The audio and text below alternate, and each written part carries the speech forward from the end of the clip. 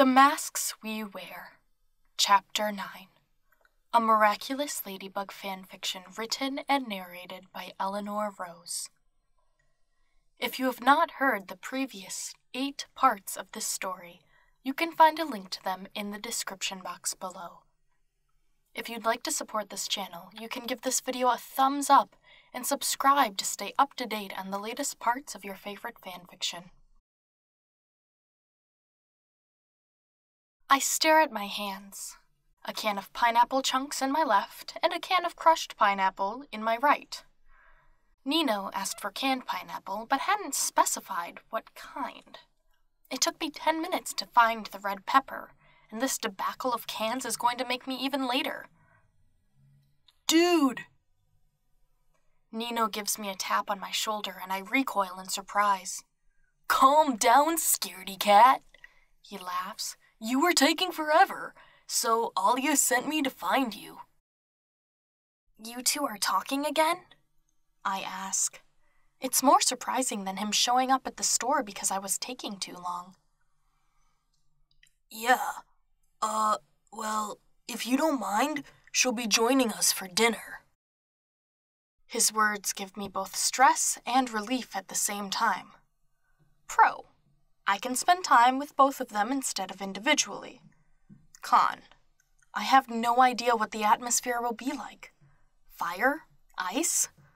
Both are uncomfortable to sit through. Cool, I say. It's all I can muster for this delicate subject. Chunks, he says, tapping my left hand. It's going in a stir-fry, and crush would just be a mess. You've made it before? My mom has. Got me through a lot of late nights. You're talking like a college student. Hey man, I'm not going to school anymore. This dropout already signed his record deal. Wait, really? It's been in the works for months. I didn't realize the paperwork was done. Yep, the first album is ready to go. But was it worth it? He inhales sharply, knowing what I'm getting at. I hope it doesn't have to be. I sigh, putting the can in the basket. It's going to be a long dinner. We make our way back to his place and get things in order. Nino starts chopping as I heat the skillet, throwing in the day-old rice to fry. Some vegetables, pineapple, and protein later, we've got ourselves a meal that doesn't taste half bad for 2 bachelors with little to no cooking experience. Nino bolts up at a knock at the door, which comes as a relief because he's just about worn a hole in the carpet as we've waited. Hey, Alia, he says, opening the door before checking to see who it is. She opens her mouth to reply, but sees me from across the room. Adrien! Her face tells me a story I don't know how to read.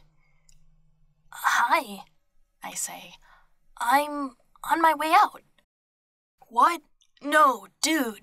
We've had this plan for weeks, Nino chimes in, taking Alia's coat. Oh, for weeks? She raises an eyebrow. So I'm the third wheel then? I plaster a smile on my face, unsure what to do. This is a whole new type of uncomfortable. I'll go grab some plates, I say. At least it's an escape to the other room. Well, part of the room. This is a studio apartment, and I can hear the estranged couple talking in hushed tones. Oof. I'm clearly the odd man out this round. I like both of them, but should I find a reason to slip out? It wouldn't be the worst idea in the world. The door slams, leaving a cold, tense gust of atmosphere behind. I count to 10 before turning around to see Nino standing in the entryway, looking defeated. Sorry, he says before I'm able to respond. I thought if you were here, it'd be easier for us. I give him a pat on the back.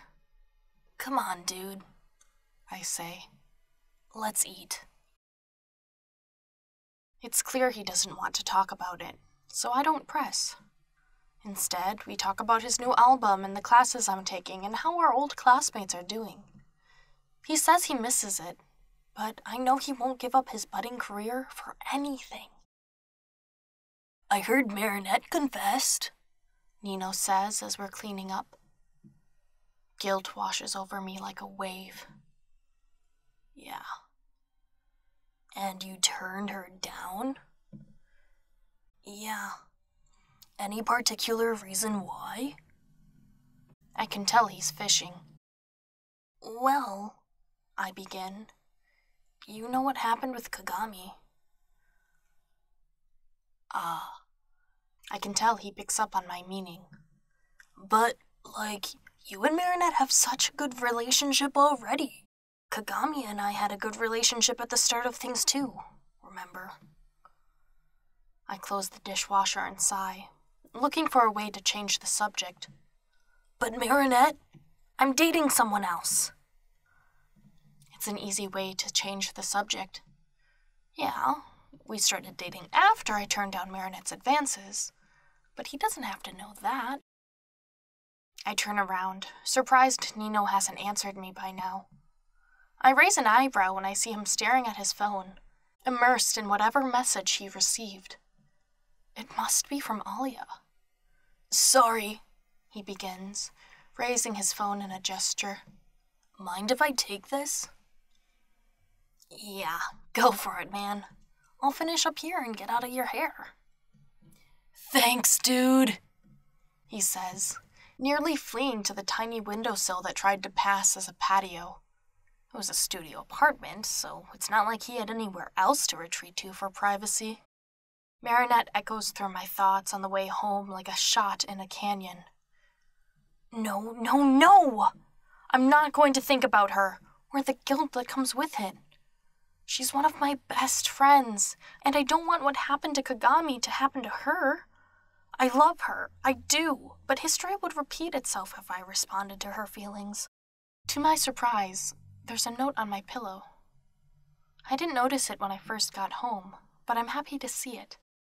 It's sealed with a ladybug sticker, a nice touch of a signature. Dear Adrien, I know it's only been a few days since we've shared a meal, but I feel like I haven't been able to communicate my feelings for you very well in person.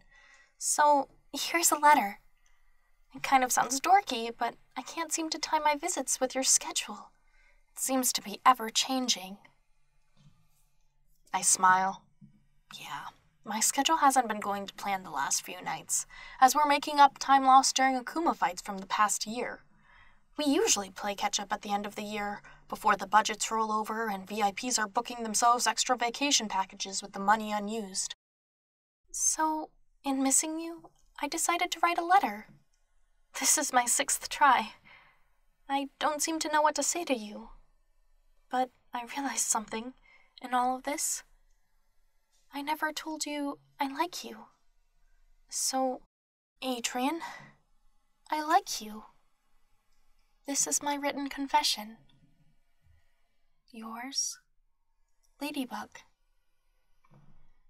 My heart glows at her words, and I press the letter to my chest. I like you. I can hear it in her voice, clear as day. I've imagined her saying it over and over again like a curse and a charm the last few years, but now it's real. She likes me. I flounce on my bed, squealing like a fan during a season finale. She likes me. I mean, yeah, we're dating and I'd hope she likes me, but now I have her written word. Signed, yours? Like, I'm yours. She's mine. I'm hers. Ah! Dude. Plag is clearly not amused by the way I'm kicking my bed, upsetting his perch on my pillow. I get up before he can continue to complain and make my way to my desk, pulling out some paper from my drawer and settling down. I'll write her back. I don't know if it'll work, but I'm still going to try. dearest Ladybug. No, scratch that. I pull out a new sheet of paper. My dearest Ladybug. Yeah, that looks better. I was absolutely delighted to come home to your letter. I cannot articulate how it makes me feel. I find myself lonesome for your presence, even when we've seen each other the day before. I feel as though it's too soon to quote Shakespeare or Hemingway, but their words match the prose of my heart. Was that too cheesy? Arg. I crumple the paper and pull out a fresh sheet. Again. My dearest Ladybug. I was absolutely delighted to come home to your letter. If I'm wearing my heart on my sleeve, then I must admit I find myself lonesome for your presence, even when we've seen each other the day before. Your words were the absolute highlight of my day, and I'm so grateful to have them to read when I'm doubtful of this new reality I'm sharing with you. Although it's awkward, I'm not sure what else to say. I'm not even sure if I'll have the guts to leave this letter out for you, actually. But because I want there to be no cause for doubt, I like you, Ladybug. I like you a lot. I wish you well and hope to see you soon. I hesitate before signing. Yours, Adrien. I sigh, holding up the letter. There. It's good. I wish my handwriting was a bit better, but that's a nuanced detail right now.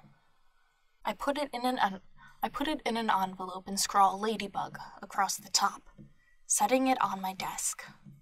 I'll move it to my pillow tomorrow, as I don't think she'll be stopping back tonight.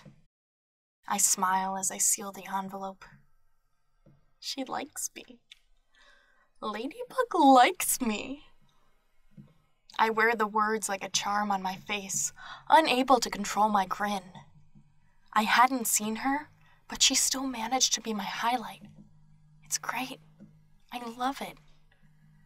I love her. I shake my head, knowing it's crazy to use that word just yet. We like each other, but we aren't in love. Not yet, at least. Even though I've spent years thinking I am. With a sigh, I abandon the letter on my desk and waddle to bed, retreating from the world and my thoughts for the price of sleep. I'm exhausted and happy, and the combination quickly lures me into sleep. Today was a good day, especially because of Ladybug. Thank you so much for listening. Chapter 10 is on its way. You can check out these other videos for more fanfiction while you wait. I'll catch you next time! Oh, and if you haven't subscribed already, go ahead and do that and hit the bell to stay up to date on the latest parts of your favorite fanfiction. Bye!